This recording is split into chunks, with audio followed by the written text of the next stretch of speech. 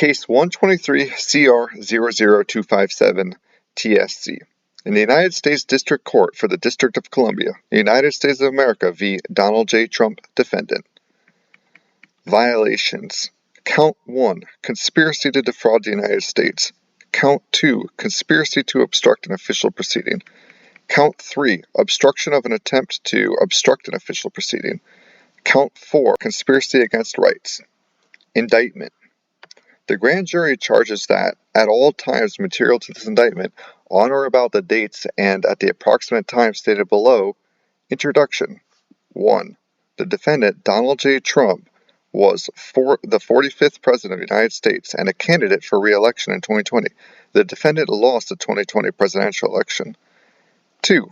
Despite having lost, the defendant was determined to remain in power, so for more than 2 months following Election Day on November 30th, 2020, the defendant spread lies that there had been outcome determinative fraud in the election, and that he had actually won.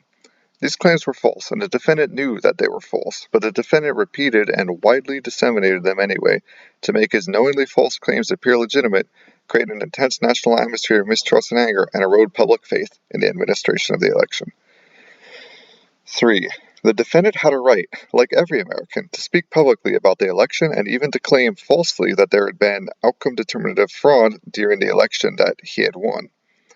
He was also entitled to formally challenge the results of the election through lawful and appropriate means, such as by seeking recounts or audits of the popular vote in states or filing lawsuits challenging ballots and procedures. Indeed, in many cases, the defendant did pursue these methods of contesting election results. His effort to change the outcome in any state through recounts, audits, or legal challenges were uniformly unsuccessful. 4. Shortly after Election Day, the defendant also pursued unlawful means of discounting legitimate votes and subverting the election results. In doing so, the defendant perpetrated 3 criminal conspiracies. Criminal Conspiracy A. A conspiracy to defraud the United States by using dishonesty, fraud, and deceit to impair, obstruct, and defeat the lawful federal government function by which the results of the presidential election are collected, counted, and certified by the federal government in violation of 18 U.S.C. Section 371. B. A conspiracy to corruptly obstruct and impede the January 6th congressional proceeding, at which the collected results of the presidential election are counted and certified, the certification proceedings, in violation of 18 U.S.C. 1512K, and C. A conspiracy against the right to vote and to have one's vote counted, in violation of 18 U.S.C. 241.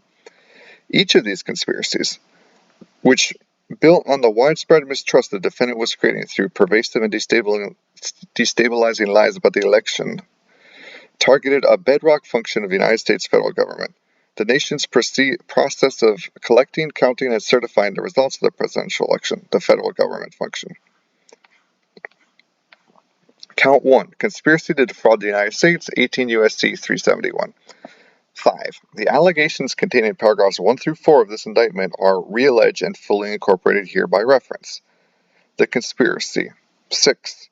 From on or about November 14th, 2020 through on or about January 20th, 2021, in the District of Columbia and elsewhere, the defendant, Donald J. Trump, did knowingly combine, conspire, confederate, and agree with the co-conspirators, known and unknown to the grand jury, to defraud the United States by using dishonesty, fraud, and deceit to impair, obstruct, and defeat the lawful federal government function by which the results of the presidential election are collected, counted, and certified by the federal government.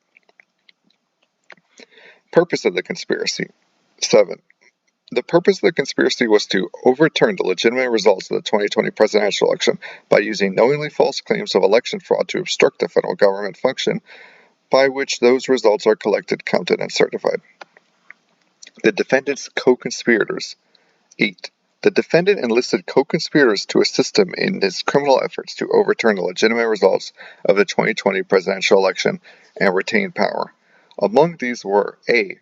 Co-conspirator 1, an attorney who was willing to spread knowingly false claims and pursue strategies that the defendant's 2020 re-election campaign attorneys would not.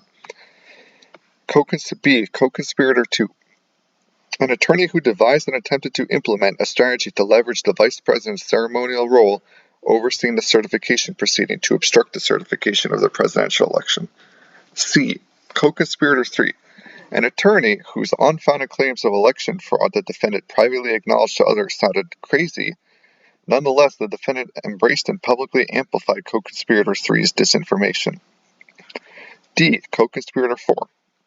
A Justice Department official who worked on civil matters and who, with the defendant, attempted to use the Justice Department to open sham election crime investigations and influence state legislatures with knowingly false claims of election fraud.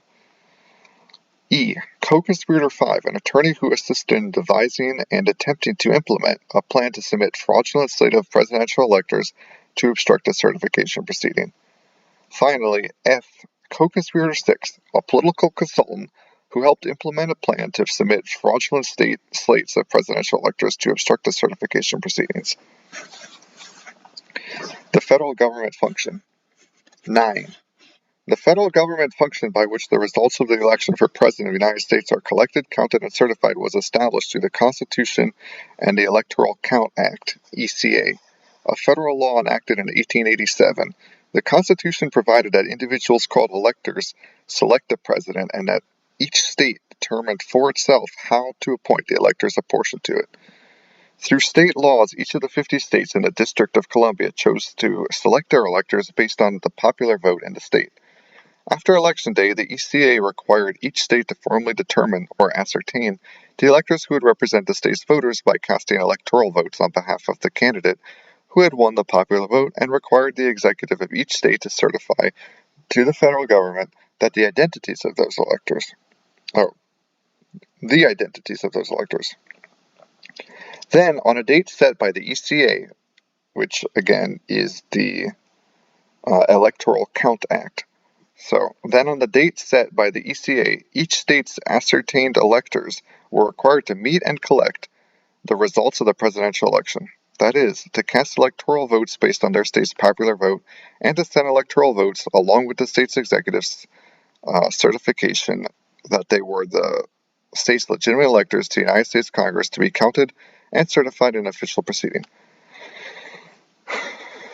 Finally, the Constitution and the ECA require that on the 6th of January following Election Day, the Congress meet in a joint session for a certification proceeding presided over by the Vice President as President of the Senate to count the electoral votes, resolve any objections, and announce the result, thus certifying the winner of the presidential election as President-elect. This federal government function, from the point of ascertainment to the certification, is foundational to the United States democratic process, and until 2021 had operated in a peaceful and orderly manner for more than 130 years. Section: Manner and Means. 10. The defendant's conspiracy to impair, obstruct, and defeat the federal government function through dishonesty, fraud, and deceit included the following manner and means. Manner and Means A.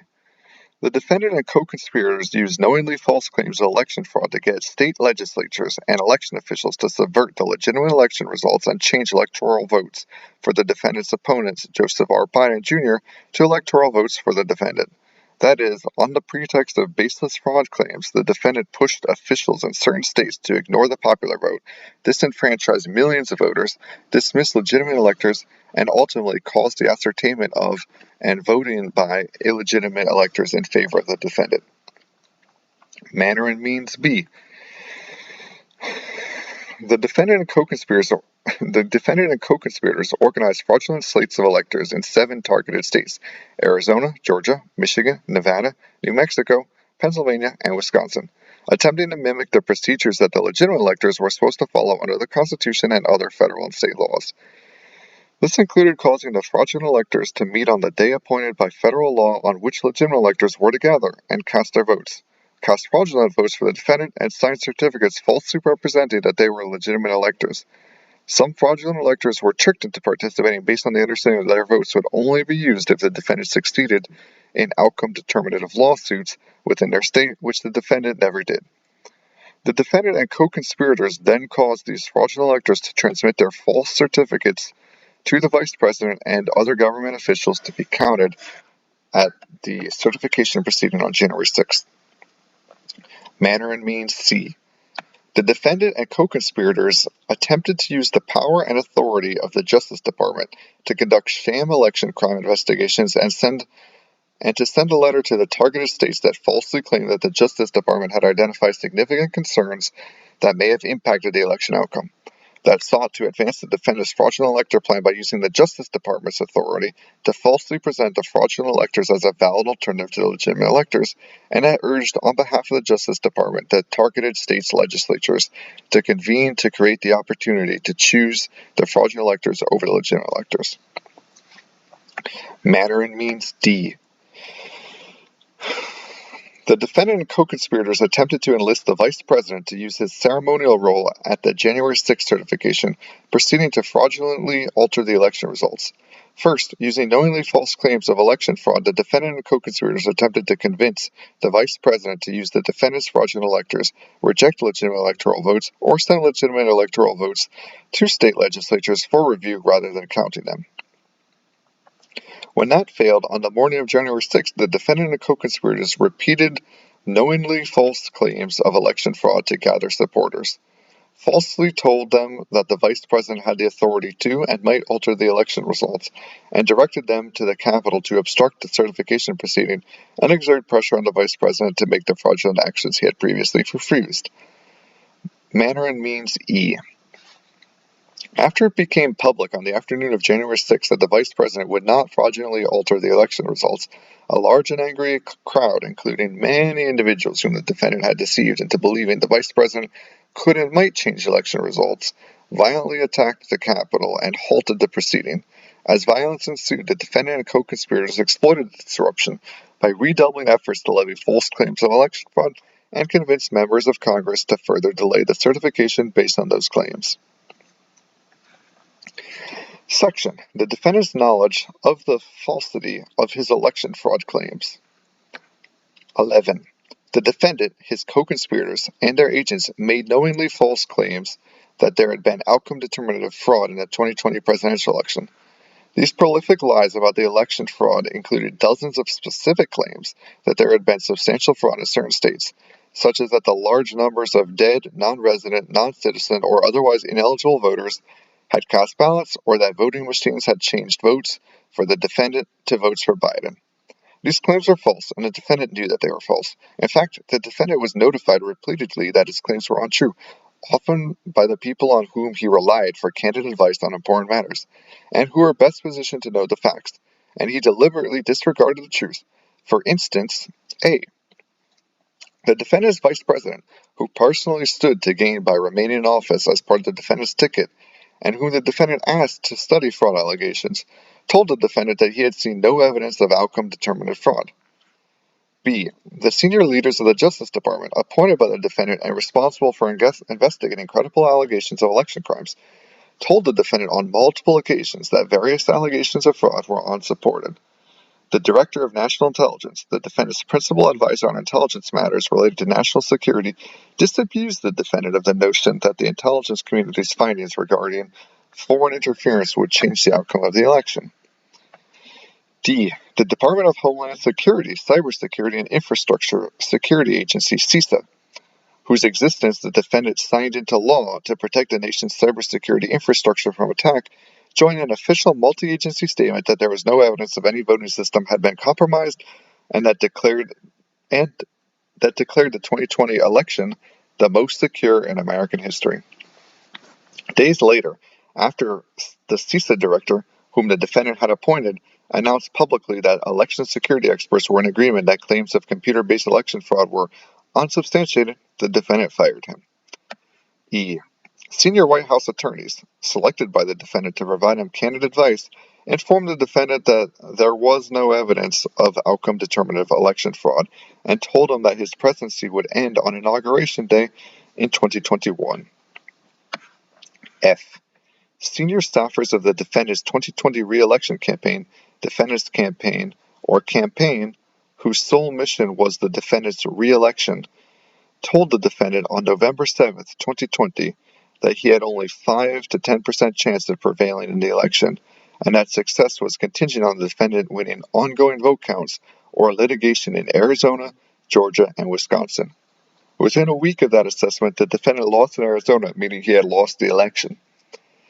G. State legislators and officials, many of whom were the defendant's political allies, had voted for him and wanted him to be reelected, repeatedly informed the defendant that his claims of fraud in their states were unsubstantiated or false and resisted his pressure to act based upon them. H. State and federal courts, the neutral arbiters responsible for ensuring the fair and even-handed administration of election laws, rejected every outcome-determinative post-election lawsuit filed by the defendant, his co-conspirators, and allies, providing the defendant real-time notice that his allegations were meritless. 12.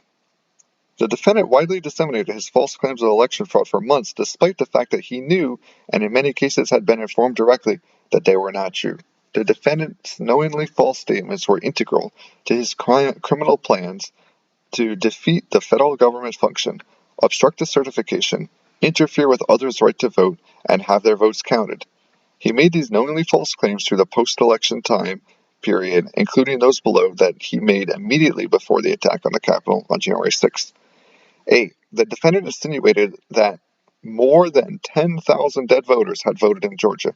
Just 4 days earlier, Georgia's Secretary of State had explained to the defendant that this was false. B. The defendant asserted that there had been 205,000 more votes than voters in Pennsylvania. The defendant's acting Attorney General and acting Deputy Attorney General had explained to him that this was false. C. The defendant said that there had been a suspicious vote dump in Detroit, Michigan.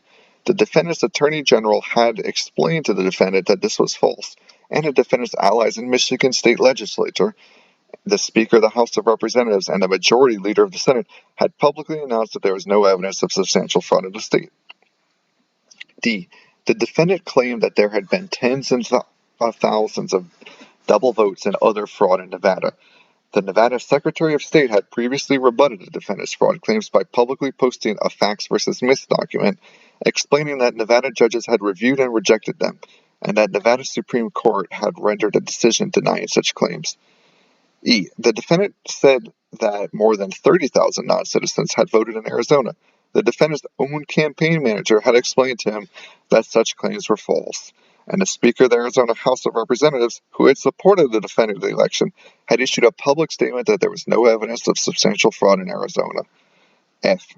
The defendant asserted that voting machines in various contested states had switched votes from the defendant to Biden.